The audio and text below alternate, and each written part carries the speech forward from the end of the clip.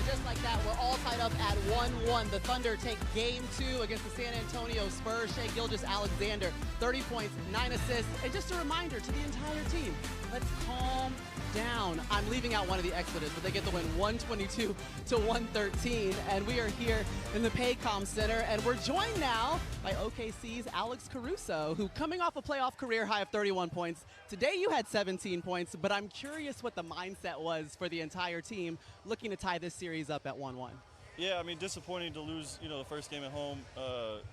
I just think we just didn't play our best. I don't think it was obviously Wemby played great. I had probably an above average game offensively for what I'm usually doing. A what? Average game offensively for what I usually do. I just think through the course of the game, we had lulls where we didn't right the ship fast enough. And I thought tonight we did a better job of getting back to how we were supposed to play. Individually, how do you prepare yourself? Because you had a game this year where obviously San Antonio is going to have you pick your poison, and that poison was to leave you open, to leave Lou Dort open, and in a regular season game, you was 2 for 12. Christmas. So you know about it, right? So coming into this Western Conference, obviously you know that's going to be the game plan. How do you get yourself ready to be confident to knock those shots down? Because you know it's going to be on you. Just work, I mean, that's what this profession's about. It's about getting in the gym, putting the minutes in, and then being confident and trusting, what you do in the gym in the days between. And yeah, obviously disappointed early in the year. Teams do that because Shai's such a great player. You have to take something away from him, and a lot of times that falls onto me because I'm creating the action. So just being prepared and then being aggressive. And this time of year, man, you gotta let it fly. Absolutely. We know about your preparation, and you're willing to take on the challenge of anyone. What was your team's adjustment coming into game 2 without giving away all of your secrets? But what was the big adjustment for you guys to pull off a win tonight? Yeah, I think just being sharper with the stuff that we talked about before game 1. There's just some stuff defensively where we were behind the play, and then all of a sudden, they're a good team. They got great players, and when you give guys advantages or you try to play behind them defensively, they're going to score and they're going to create challenges for you. So I think defensively trying to stay ahead of it, and then offensively, trusting what we did. We got a lot of great shots in the first game. Some that didn't go in. Some other stuff, I think like Hart rebounded his ass off tonight. Yes, he did. He really, late in the game, both ends created more possessions for us and stopped them from getting some. So, just little things through the game. With your leadership and your experience on the road, winning on the road, winning in a hostile environment like San Antonio Spurs Stadium or arena, how do you prepare and what do you say to your young guys on the team who are going into this environment, that this is a different environment now that the Spurs is playing the way that they're playing? How do you get them to shift their mindset differently than you are here on your own home court? Yeah, I mean, luckily a lot of these guys got a little taste of it last year with playing in Denver, Minnesota even. We lost by 40 in the one game we lost in Minnesota, even though we won in 5. So, there's plenty of lessons for us through that playoff run last year. And again, just reiterating stuff. You got to be connected.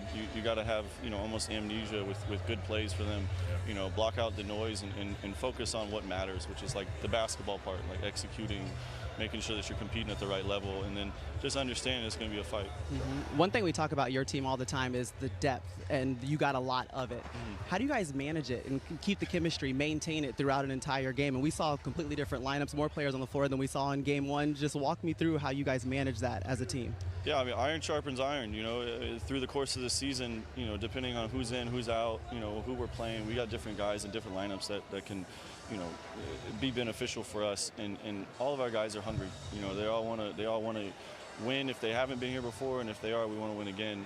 And whether that's personal achievements or team achievements, there's things that, for a lot of them, they're still at the beginning of their careers, right. So there's plenty out in front of them to go get. So we just do a good job of just being very competitive day in, day out.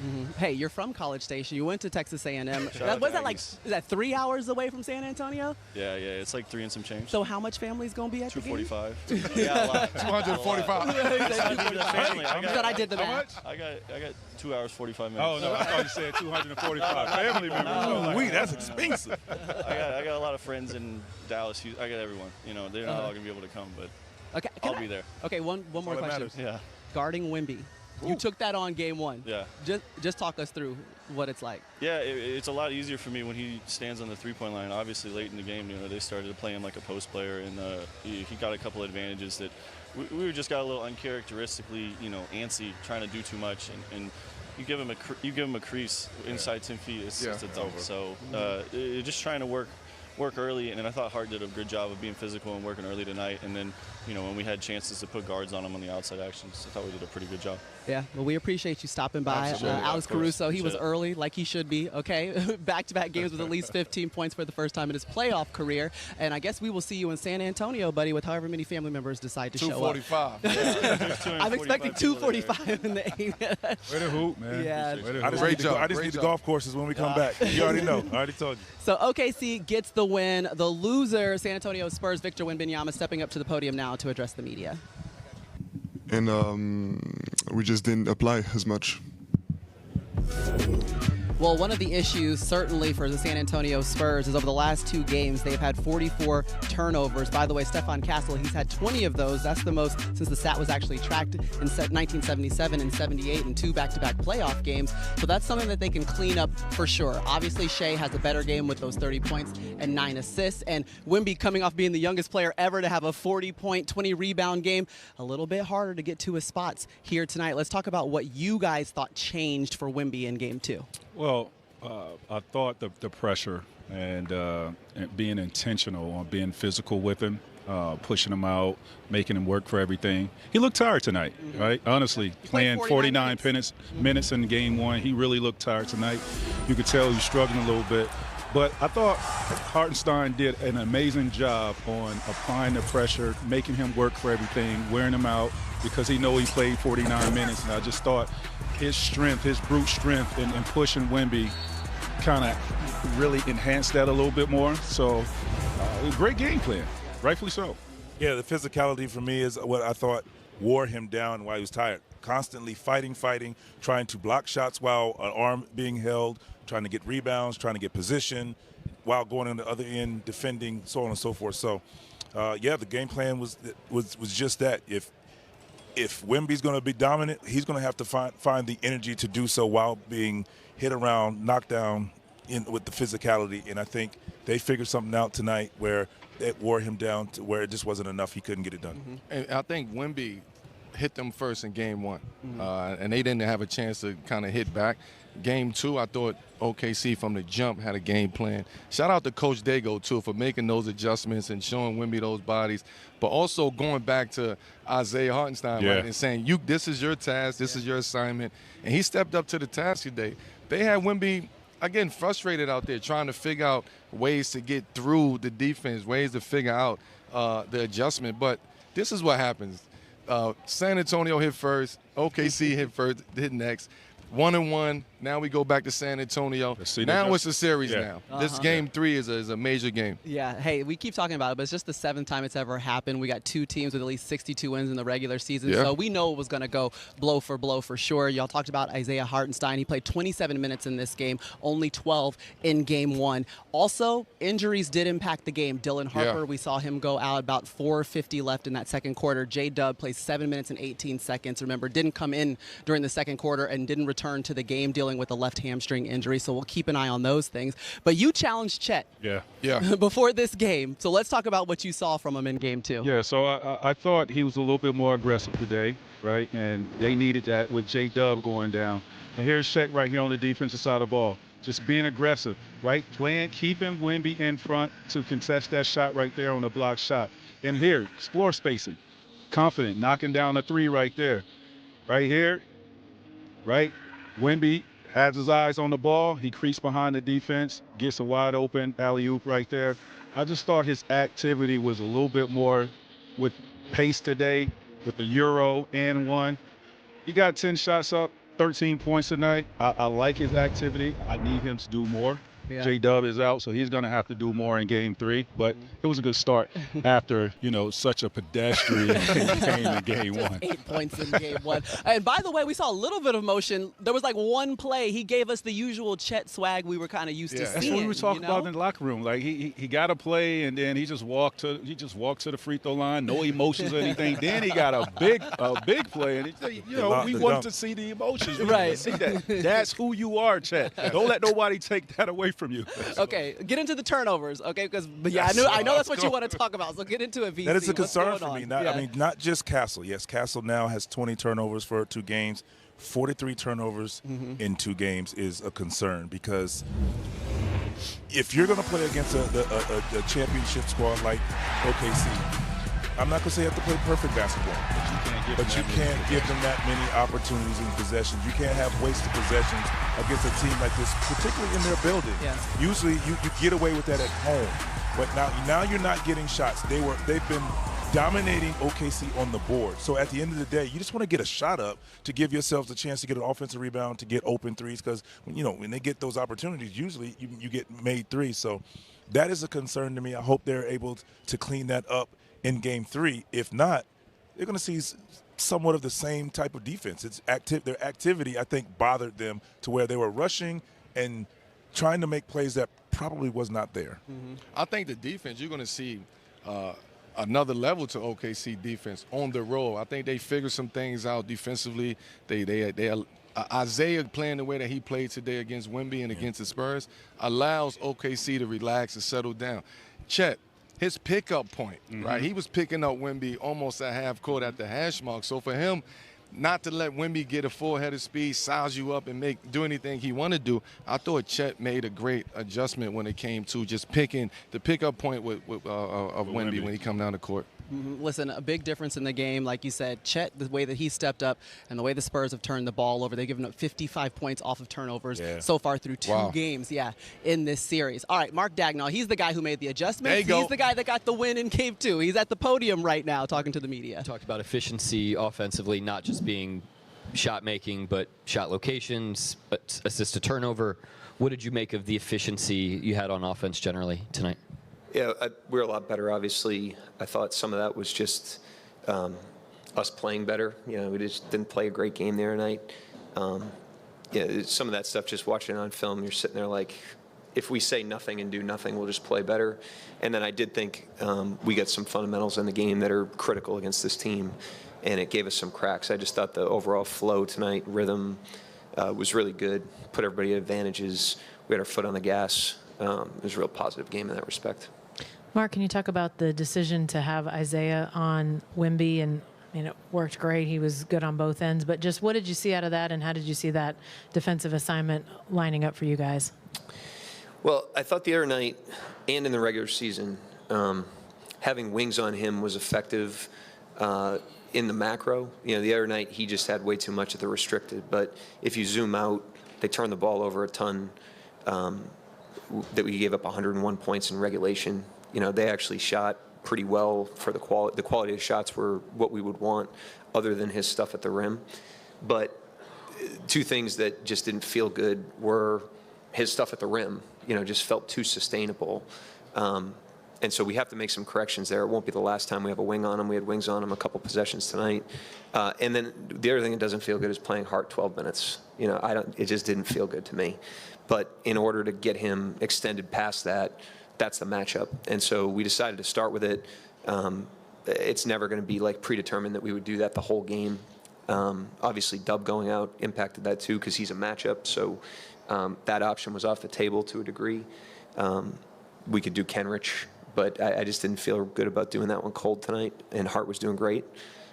So that was the thinking in that decision. With Wemby, seemed like you guys put him in a lot more actions tonight. How much of the game plan was to just make him work a lot more than the other night? It wasn't a primary thing. I think the bigger emphasis was just like our tempo on offense generally. And if we play with a good tempo, then we're going to get, multiple people in actions on multiple possessions, and they're going to have to work harder collectively. And I thought that's what we got going tonight. So the guys did a great job. We had great juice, great bounce back from a game that was obviously a very emotional, tough game, tough way to lose in Game 1, and did a great job tonight. Mark, right here. Obviously, Dub played 38 minutes the other night, had a month off. You lose him tonight after the first quarter. Is him not playing the rest of the series, is that on the table? Like, what's your concern level right now? I mean, he's going to get checked out. You know, I don't deal in like hypotheticals, you know, especially when like doctors are involved. You know, I just let them tell us what's going on. So he'll get checked out in the morning. We'll see where he's at. We'll update accordingly. Just a quick second one. These are my words, not yours, but it's starting to feel like Shai's game ones are kind of just feel-out games. What do you see change for him tonight in terms of processing, and how much of that was just him recognizing what happened the other night? Yeah, I mean, as a build on what we talked about last game, you know, with him and everybody, I thought globally if our offense was better, everybody would benefit from that, and I thought he benefited from that tonight. That's when you were the one that asked the question the other night about him, and I was saying, like, we have to do a better job, you know, of getting him in advantageous situations, and I thought we did that tonight with the way we ran offense. And then he played better, you know, and there's that part too. So I thought we all played better, and, you know, I had a quiet confidence about that. I didn't know if we'd win or lose the game, but, you know, I was pretty sure after watching game one and knowing our team that we were going to come out and play better tonight. All right, Coach Daigneault and You could not return to the game. No, I have not had an update. Just, excuse me.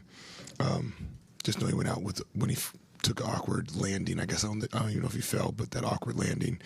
And I just heard he wasn't coming back. I haven't got an update yet. It seems pretty obvious, but, you know, down Fox, then Harper's out. What kind of pressure does that put on the rest of your backcourt in a game like this? A ton. You know, obviously this team is as good as anybody at turning you over. So when you're down some of your primary creators and initiators, it causes a little bit of an extra strain, whether that's who to play, what to run, et cetera, et cetera. And we'll just have to be sharper in that area because it's tough, fully loaded against these guys. So we obviously 27 points off turnovers is not a winning formula.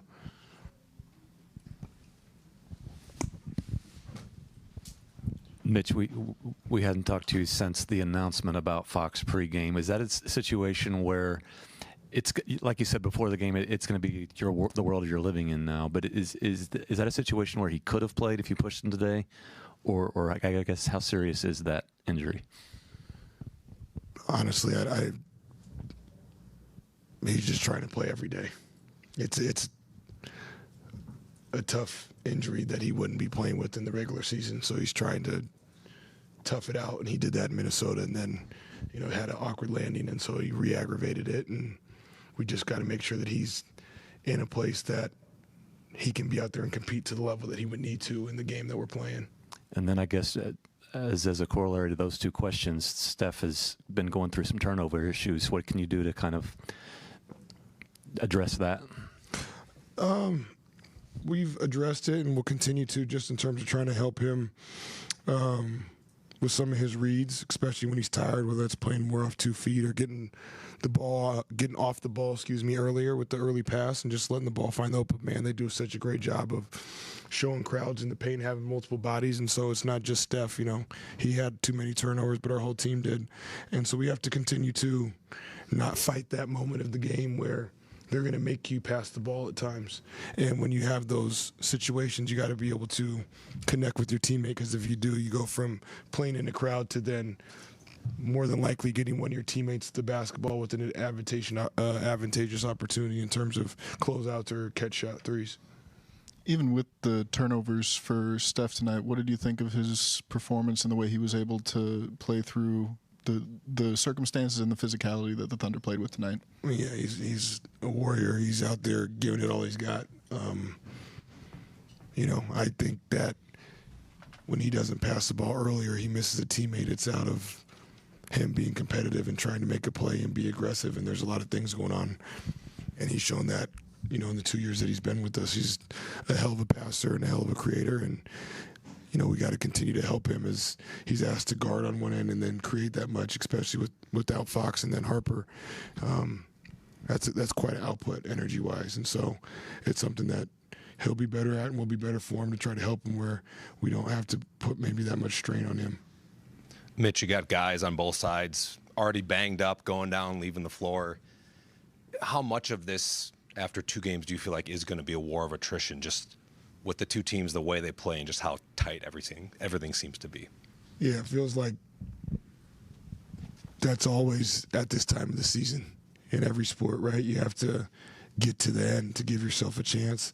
And I think, again, that's why we have to continue to trust our depth, and guys have to step up, and when their name's called, answer the bell and be able to give us some quality minutes.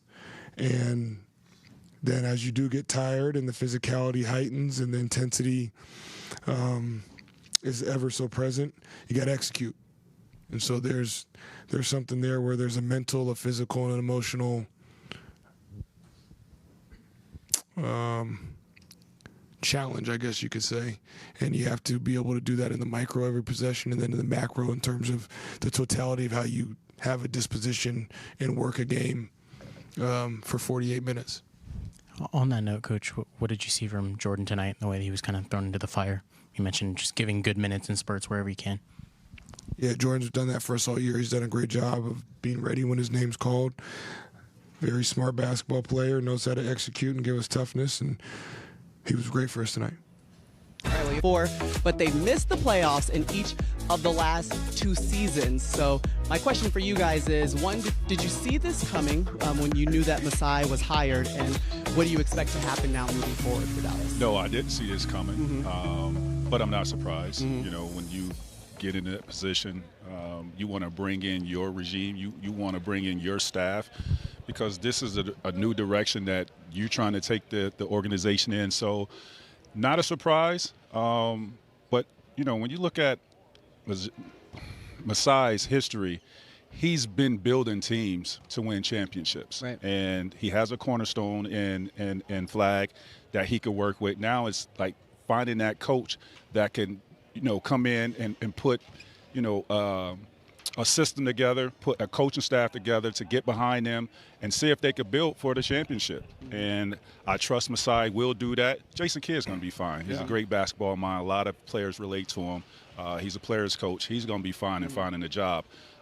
It's going to be interesting to see who the next hire is and what direction they're going. To his point, I was surprised that this actually happened, the firing. But again, Masai coming in, this is a sign of him just – it's his strategy. It's his way. You brought me in here to right this ship or to bring a championship mindset here. And there's no disrespect to J. Kidd. This is business. This is what happens. And I have to show that this is mine now. I'm in charge of this.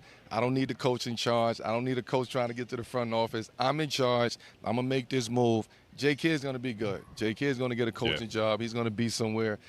That $40 million is looking good. Just signed a contract if he won a coach, right? in October. He'll be owed that. He's going to be. J. Kidd will be okay. But this, to Masai, this is a move that Masai makes to show that this is the situation I'm in, and I'm here to make change and put a championship team together. Agreed. Definitely surprised. I thought J. Kidd did some very good things for Cooper's development. You know, they were both put in the fire in the beginning about putting him in the position he did. Well, at the end of the season, we got to see his growth to becoming, obviously, Rookie of the Year. Yeah. Right. J. Kidd historically has just been great for young guys and for teams. And, you know, like you both said it best, and I'm just kind of reiterating it. You know, Masai coming in said, hey, I want to give us a new look, a new direction. And I think he has to get this right. Yeah. He has to get this right because right now, Cooper is ascending, and he's playing with a lot of confidence. So now the coach that comes in has to continue developing him to now making him a perennial all-star. Yeah. But also, can I say something? Which with J. Kidd and Cooper, right? I'm sorry, sis. with J. Kidd and Cooper, J. Kidd put that battery in Cooper back. J. Kidd allowed Cooper to go play point guard and throw him the ball as a rookie. So what we've seen throughout this Rookie of the Year season, a lot of that is because of J. Kidd and how he envisioned Cooper coming into this league and being effective. So I don't know how it's going to – I don't know whoever's coming there have to, like you said, develop Cooper, work with Cooper, but also have to understand the personnel of Cooper, right? What is his development? What do he need to work on? What do he need to do? And I think Masai would do that. Masai did this in Denver when I was in Denver. He came in and – he kept George Karl, though, right? And then he kept Dwayne Casey in Toronto. So this is new for Masai, making this move so quickly like that. So we'll see what happens. I don't know what's going to happen, but for Masai to make that move, I think it's just him letting everybody know I'm in charge, and this was what's needed to be done. Yeah, I mean, what Jason Kidd with Cooper Flag, his Rookie of the Year, is kind of what I've been doing all year with these rookies here. You know, that's why he asked for permission to speak just now. But I've been putting the battery in their back and making sure, you know, they know exactly what they're supposed to do and say when they're supposed to do it. And I'm proud of you guys because you're in postseason shape. They did. That was impressive. Because you're in postseason shape. Okay, let's go back to the podium. Shai Gilgeous-Alexander coming off a 30-point game and a win in Game 2. What did you like best about just kind of the tempo and pace? It seemed like the results from an efficiency standpoint, both the shooting and the assist-to-turnover ratio was really high tonight. Yeah, we, honestly speaking, I think we just did a better job of attacking them. In the first game, I still feel like we got like really good looks. They just didn't go down. But yeah, I guess just got a little bit more comfortable with their type of defense. Obviously, it's very unique and different from literally every other defense in the league, so it takes some getting used to. But we're still going to have to keep getting better throughout this series if we want a chance to win the series. The really good team, really good defensive team, really good. They check all the boxes, so we're going to have to continue to get better. Tonight wasn't good enough to win the series, and we know that, so we'll take the W, but we got to keep getting better. Shai, these are right here. These are my words, not yours, but it's starting to feel like game ones are sort of your feel-out game. What changed for you from the other night to tonight? Nah, I just have sucked when I get too long of a break. I don't think it's anything other than that. I don't know. I guess I got to do a better job with my breaks, especially during the playoffs. I don't know if it's anything other than that, to be honest. Yeah, and I think it was with like 42 seconds left, you hit that midi that you were trying to hit for like 2 minutes straight, and you told the guys around you, like, calm down. You said it explicitly, but calm down. What'd you feel in that moment to tell them that? Nah, Jared was yelling at me while I was shooting, and I was just like, bro, I'm shooting. Like, don't distract me.